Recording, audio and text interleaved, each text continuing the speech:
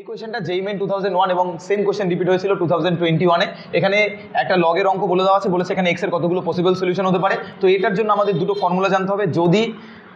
যদি কোনো কিছু গুণ আকারে থাকে তাহলে সেটা লগের পাওয়ারে চলে যায়, আর যদি বেসের পাওয়ারে কিছু থাকে তাহলে সেটা 1/, হয়ে যায়।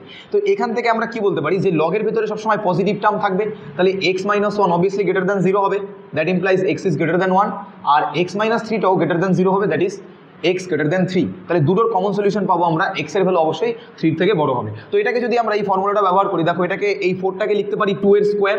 2 এর স্কোয়ার মানে পাওয়ারটা আগে চলে আসবে, log 2x - 1 is equals two log x - 3 base 2। এবার যদি আমি 2টাকে ওইদিকে গুণ করি তাহলে এটা কি হয়ে যাবে, log x - 3 তার হোল স্কোয়ার বেস 2। তাহলে দেখতে পাচ্ছ দুই দিকে log বেস 2 সেম আসছে, তাহলে আমি বলতে পারি x - 3 তার whole square is equals to x - 1 হবে। এখান থেকে আমরা একটা কোয়াড্রেটিক ইকুয়েশন পাবো, x² - 7x plus 10 equals to 0। Solve করলে আমরা x এর দুটো ভ্যালু পাবো, একটা পাবো 2 আর একটা পাবো 5। তো দেখতে পাচ্ছ আমি আগেই বলেছিলাম যে x এর ভ্যালুটা 1 এর থেকে বড়, x এর ভ্যালুটা 3 এর থেকে বড়, এদের কমন সলিউশন হলো x এর ভ্যালুটা 3 এর থেকে বড়, কিন্তু এখানে একটা x এর ভ্যালু 2 এসছে, তাহলে x এর ভ্যালু তো 3 এর থেকে বড় হবে, সেই জন্য আমরা এই সলিউশনটা বাদ দেবো, শুধুমাত্র x এর সলিউশন পাবো আমরা 5। So this is the required answer. Thank you.